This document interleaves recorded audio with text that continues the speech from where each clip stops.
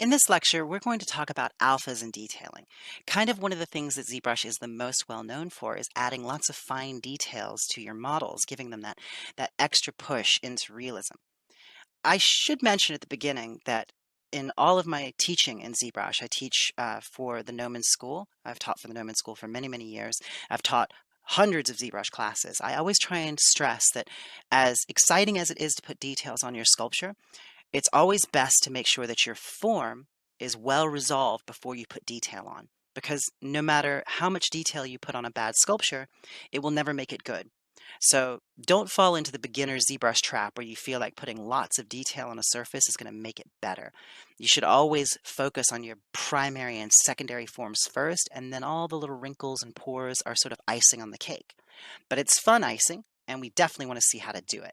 So here you can see we've got this alien that's got a fair bit of detail on here. We've got wrinkles radiating out of the mouth, around the lips. We've got skin texture here and wrinkles around the eyes. How do we do this? Well, let's take a look. I've duplicated this model here, so I'm going to select it and turn off visibility on the other one.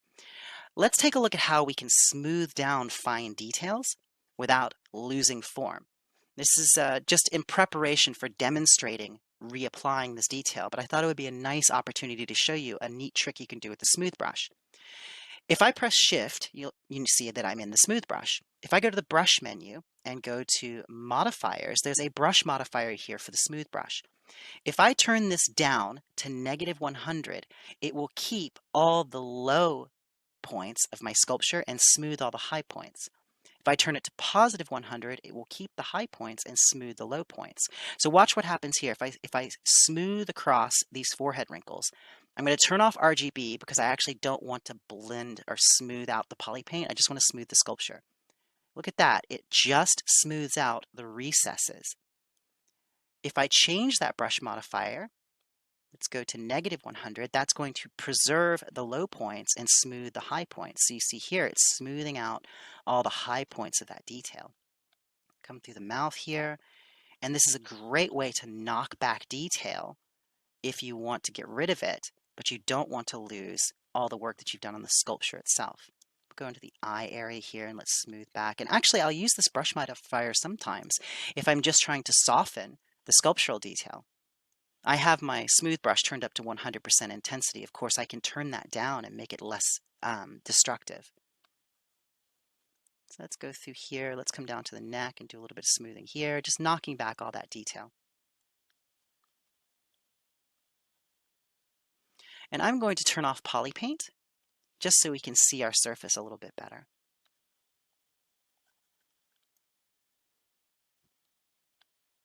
Let's go back to our brush modifier, go back to +100, and then we'll smooth out that eye area. And there we go. So we've created a nice little blank canvas for us here. Go back in with my damn standard brush, turn off X symmetry, and I'll turn my Z intensity down, and we'll just bring some of these forehead wrinkles back in. Whenever I'm sculpting forehead wrinkles, I always make sure that I'm doing it asymmetrically. And again, I've said this many, many times throughout the course of these lessons. Whenever I carve away a negative wrinkle, like I do a subtractive wrinkle, I try and go back in and do an additive stroke along with it.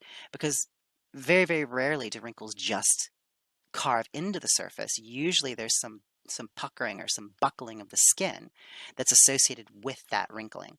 So this just adds a little extra bit of form there and an extra bit of detail.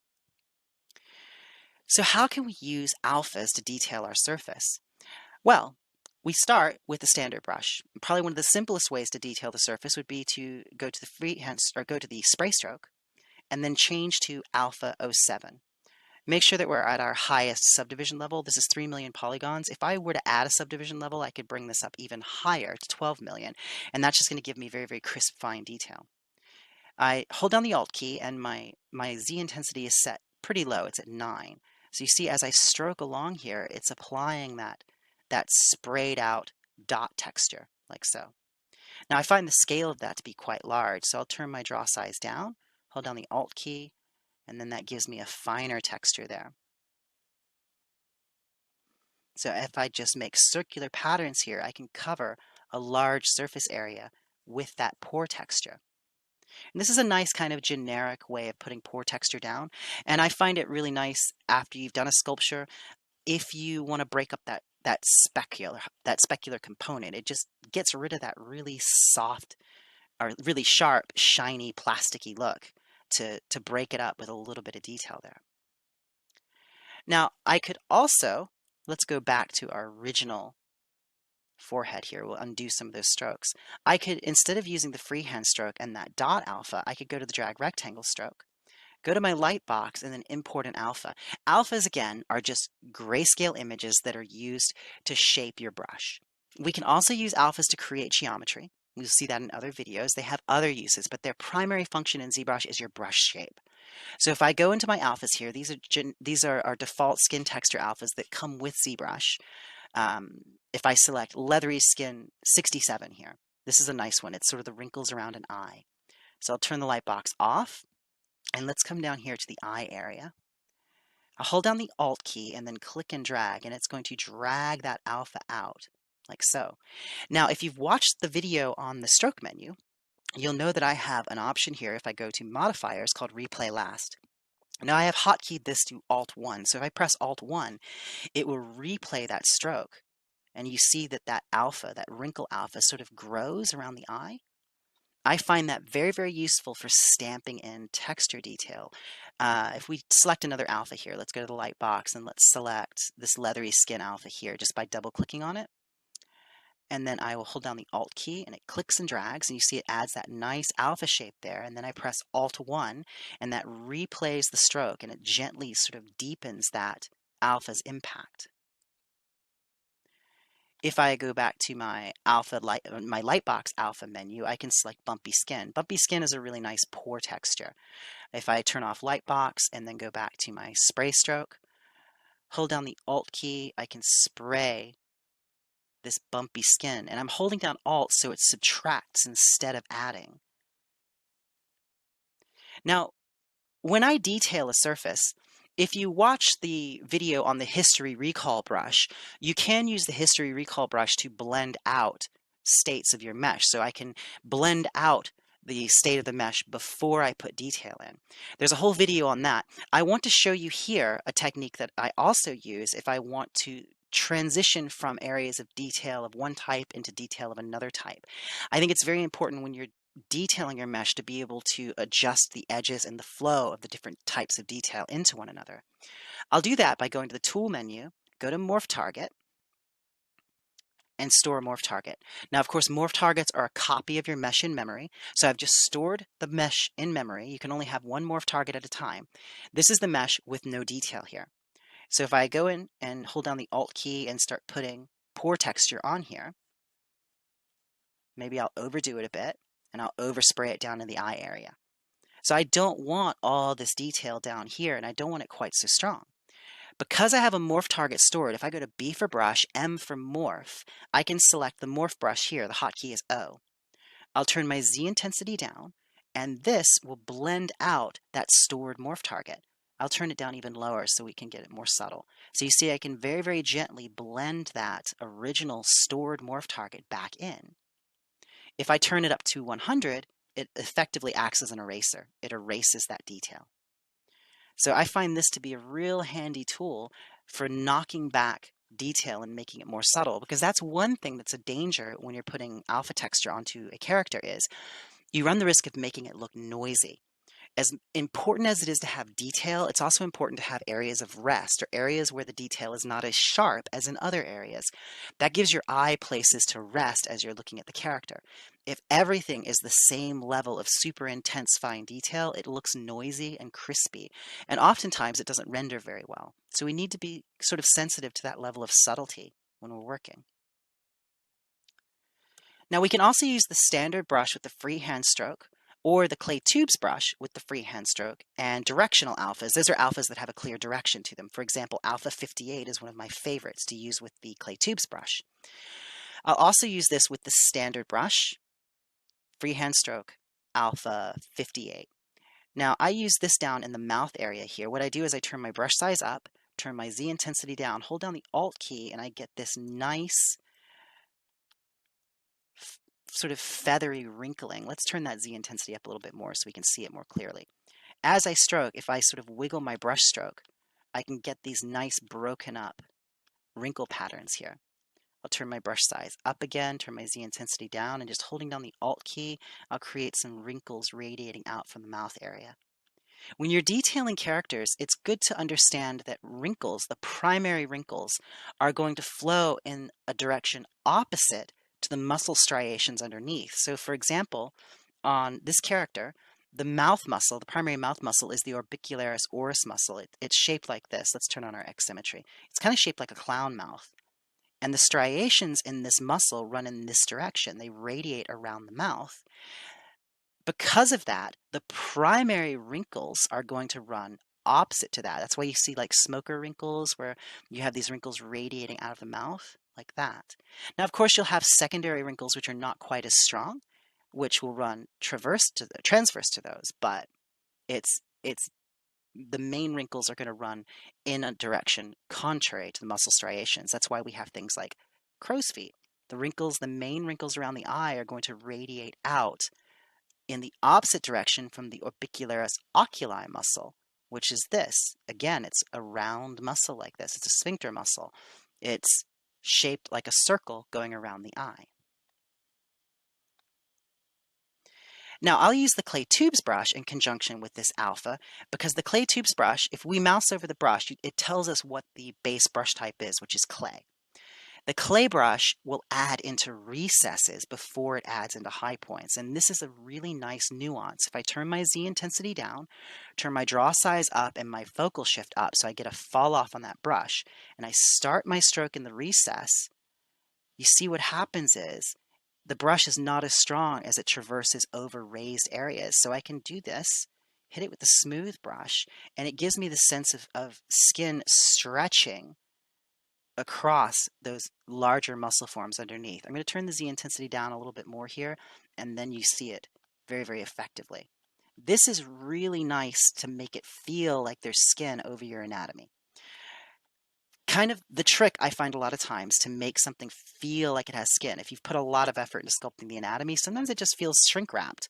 You don't have a sense of skin on top of it. But as soon as you take this clay tubes brush and run these sort of wrinkles across those recesses, and then take the standard brush with alpha 1 and do what I call picking out shadow, I'll come in here and just pick out little bits of shadow. My lazy mouse is turned up too high on the brush right now, so I will go to the stroke menu.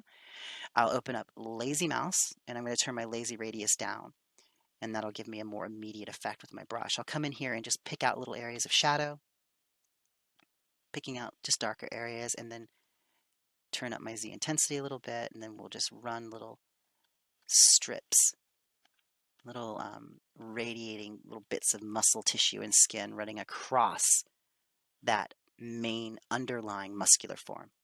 So again, that's the clay tubes brush. And if you just run it across two high points, it'll add these wonderful little striations of skin in the recessed areas. And then I'll typically kind of smooth the high points a little bit. And remember, you can use your smooth brush modifier. If I make sure that I've got 100 or negative 100, it will smooth all the high points. So I can get rid of the striations or the wrinkles on the high point of the muscle and keep them in the low points, which feels quite natural. Now, any grayscale image that you want to use, or really any image at all, you can load in and use as an alpha. You simply go to the alpha menu and import, and ZBrush will strip the color information out of it and add it to the alpha palette. So let's take a look at that now. Let's just grab a texture that we can use as an alpha. So if I go to alpha import, here I've got an image of some elephant skin. You'll notice that it immediately loads it into my alpha palette for my clay tubes brush. I'm going to change to the standard brush, click the alpha palette, and there it is there. Now, by its default setting, it's not going to be particularly useful. Let's change to the drag rectangle stroke, and you see what we get. We get this sort of vignette around the edge, which is not exactly what we want. Luckily, we can adjust our alpha by going to the alpha palette or alpha menu. And under modify, we have some modifiers for our alpha. I'm going to tear this off to the side of the screen. Now think about this modify menu as being a mixer. Your alpha runs through this mixer and then is fed to your brush. So this is non-destructive. It's not actually changing the alpha permanently. So I've got the standard brush, drag rectangle stroke, and this elephant skin alpha. I can come down here and I can blur. If I turn blur up, it'll take away some of the JPEG noise. I can maximize the range, and what that will do is it tries to maximize the black to white range. I can also anti-alias the alpha if I turn on anti-alias. I can tile the alpha, so if I set my tiles to 4 by 4, it will tile the resulting alpha. So you see there, but we still have that vignette along the edges, so it's very, very obvious it's being tiled. So let's turn that back down. So we've got anti-alias turned on and blur set to 3, so we get a softer effect now. That's much nicer than what we had when we had blur set to 0 and anti-alias off. We had something that looked like this, which is much, much noisier. You see that noise that we're getting that we're not getting here. So right out of the box, we're able to do some very, very effective pre-processing. Let's set that back to 3 and turn on anti-alias. That makes it a lot easier to get a nice result just from a JPEG that we've pulled down to use as a texture. Now, we can adjust our mid value. This just sets what the mid-range value is for our alpha. If I set this to 50, it means 50% gray is no displacement. So that will adjust the mid-range of the alpha. Typically, I'll use that if I have hand sculpted or extracted an alpha in ZBrush using the document, or I'm using a displacement map as a texture stamp. Typically, the 50% gray will be the point of no displacement. So setting it to 50 here, make sure that the high points of the alpha come out and the low points of the alpha go in. But for this alpha, we don't need to do that. We're just going to use that grayscale range that we extracted directly from the JPEG. Now, we can create a seamless border by turning this up, and that tries to adjust the border. So you see we lose our vignette now. We can also turn on radial fade. So if I turn seamless down and turn radial fade up, this creates a radial fade, kind of a circular fade around the edge of the alpha. I find this really nice when I'm just trying to get a nice soft edge so I can blend a texture together. So this overlaps and blends nicely. And as I'm drawing this texture out, I can change the scale because I'm in the drag rectangle stroke. So I can make sure that this texture gets smaller as it gets closer to the temple area, and it's bigger out here towards the back of the head. So that radial fade is very, very handy. I can change my intensity. If I turn the intensity up, it changes the intensity. See that that gives me an enormous difference in the effect of that alpha. Let's set that back to 0. And I can adjust contrast. If I turn the contrast up, it becomes quite crunchy. We can also use an alpha adjust curve here. So if I adjust this curve, it's going to change the levels based on my curve. So this allows us to sort of clip out certain areas and give an interesting effect. The best way to learn this is to experiment with it. It's very, very hard to verbally describe the effect of this. If you've played with clipping levels in Photoshop using curves, this will be very, very familiar to you. It's not a tool I use very often. Usually I find most of my modifications are great here. So let's say that I'm real happy with what I've got now for this brush, and I want to save this as a custom brush. Well, here you see that my alpha is being affected by all these different modifiers because it's running through as a mixer. I want to make a new alpha that's baked into this brush that has all these settings applied to it. So what I'll do is I'll go to create, and under create, I'll go to transfer, and I'll click make modified alpha. What that does is it takes everything that I've changed under the modify menu and it creates a new alpha. So I click make modified alpha, and there's my brush alpha there. So it's brush alpha 1, right there. This is now a modified alpha. So if I go to brush save as, I can save this as elephant skin brush, and this alpha is saved with the brush. This is how it actually looks. It's how it works. Again, I could then go in and further modify it. I could turn radial fade up and add even more of a radial fade to this if I wanted to. It's basically baked down all those original edits, and now we're starting with a fresh palette to add more modifiers to it. Now, I want to mention one more thing when it comes to detailing a surface. Sometimes I find it handy to give a character kind of an overall pass of noise and then go in and sculpt detail on top of that. So this is a neat trick. I'm going to go to my original undo state. Going back, back, back, back. There we go. And then let's pop forward again till we have our smooth mesh. There we go. I am going to truncate my history right now. This is a neat thing that's new in ZBrush 2020. If I go to edit, I have undo counter. So I can delete my old history, and that deletes all the history coming up to this point. And I'll delete upper history as well, or I can change to an undo state that I want to crop to, and I can essentially crop my undo history. So I'm going to go back to undo counter 1 and then delete upper history. Now we've actually deleted all of our history. I'm going to store a morph target. So I've now stored a copy of the mesh with no detail on it, and I'm going to go to surface noise. Now we do have a whole video on Noisemaker. This is the noise plugin for ZBrush. If I click edit, it brings up the Noisemaker. And here I've got noise plug. If I click that, it brings me into another menu, which is a sub-menu of extra noise. So we have a whole video on this, but I just want to show you this neat trick. If I go and turn on Veroni, I find this really nice for kind of alien skin and plant textures and things like that. Zoom into the model, and I'm going to mix basic noise down to 0. I don't want basic noise. I just want my plugin. I'm going to turn my strength up so I can actually see that skin texture. I'm going to turn plugin scale down, so it gives me this nice, almost reptilian kind of bumpy skin, maybe something you'd see on a Gila monster. It's a nice base to start from. I'm going to turn my strength up a bit more because I want to overstate this because we're going to bake this into the mesh, and I find it loses a little fidelity if we don't bake it down at a higher intensity. So right now, this is not in the mesh. This is just procedural noise. But you see that I have an option to apply to mesh here. So if I click apply to mesh, it will bake this down into my mesh. So this gives me an overall coverage of detail. Now I'll go back to my morph brush, BMO, turn my Z intensity down, and then we can blend out that detail in sort of the areas that are focal points, the face, the ears, the forehead. This is just a nice way, I find, to get a coverage in the larger areas of the character, like the back of the head and the body, places that you're not necessarily giving such attention to the detail, but you don't want it to be perfectly smooth.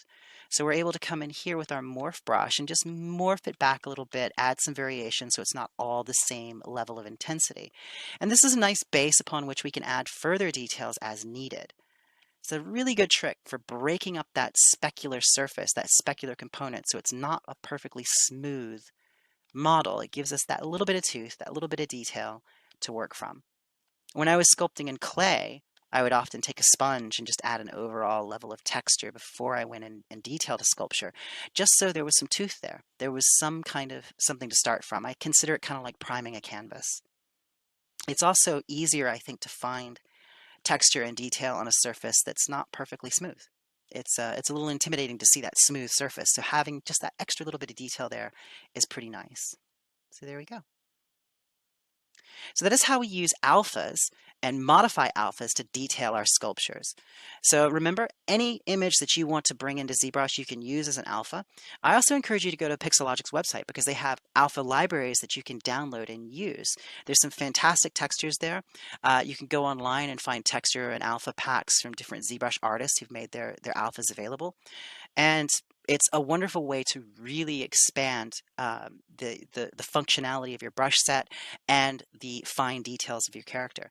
But again, I want to stress, remember, no matter how much fine detail you put on a sculpture with bad form, it's not going to make the sculpture good. So always make sure that you're focusing on your primary and secondary forms first, get those established, and then put your details on top, because the details are the icing on the cake.